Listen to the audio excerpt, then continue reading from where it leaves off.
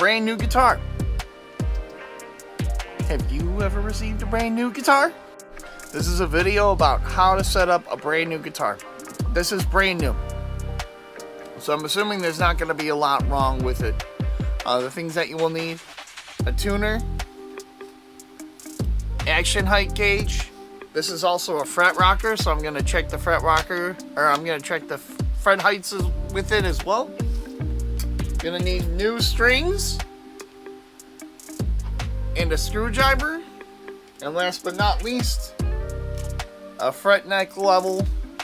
This checks the amount of neck relief, so it's okay if you really don't have all of these things, but I'd highly recommend you getting them if you want to dial in your own guitar.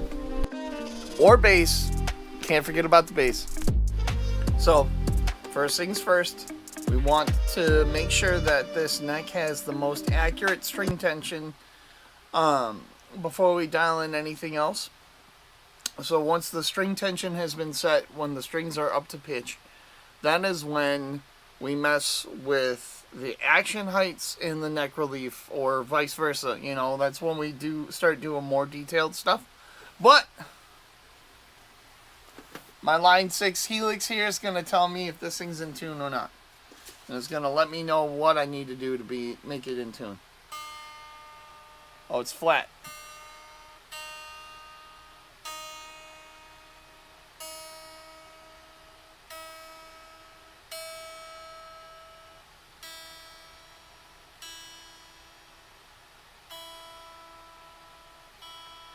I'm not checking intonation, I'm just making sure that we have the correct amount of string tension before we start really dialing things in.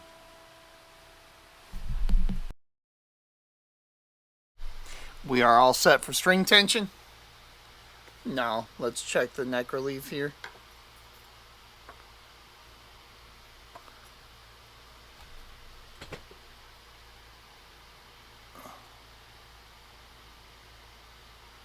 We have some. So, let's go dial this in.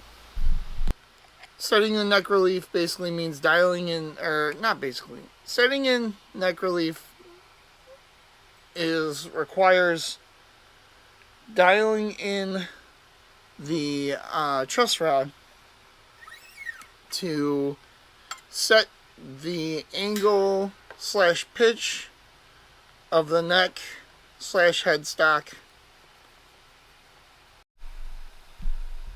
Alright, so more than likely it's going to be a 4mm. It's kind of the standard pro. Yep, that's what I thought. Cool. So now I'm going to set the neck relief to 0, which means that we need to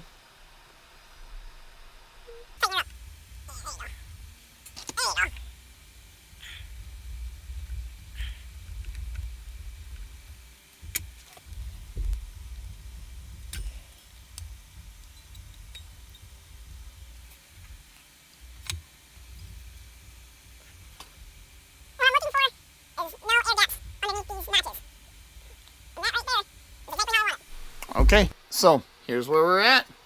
Now it's time that we have a check on the action heights at the 12th fret. So,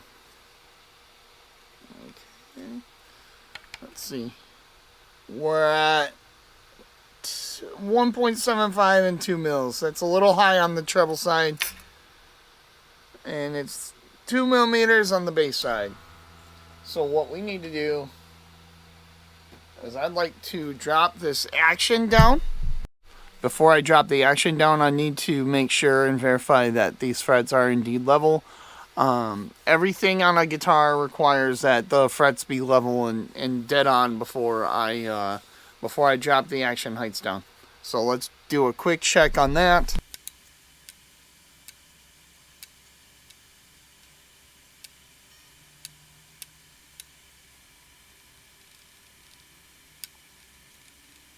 Okay. This one is a little high. So, 4 fret.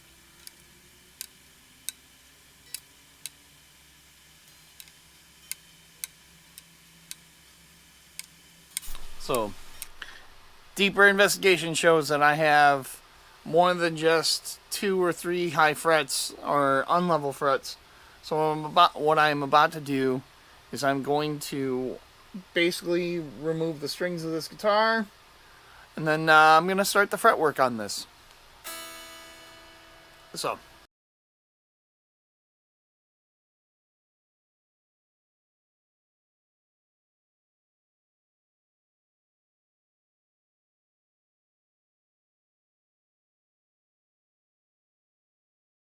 alright, so before I begin doing any fretwork, I want to basically take my jaws real quick, and I want to clamp these down.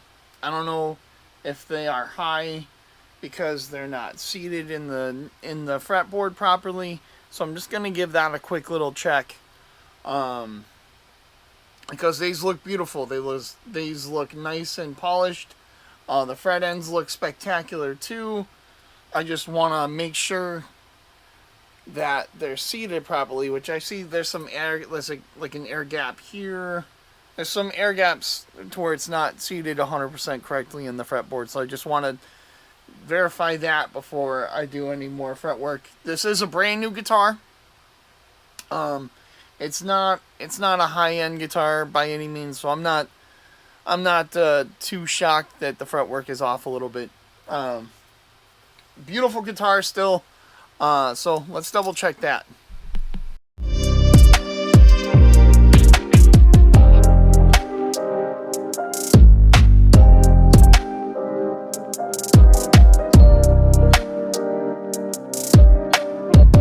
So it is certainly possible that you can use a hammer to do that. I wouldn't recommend it being like a metal hammer or anything. I would recommend more like a rubber or a plastic type of end.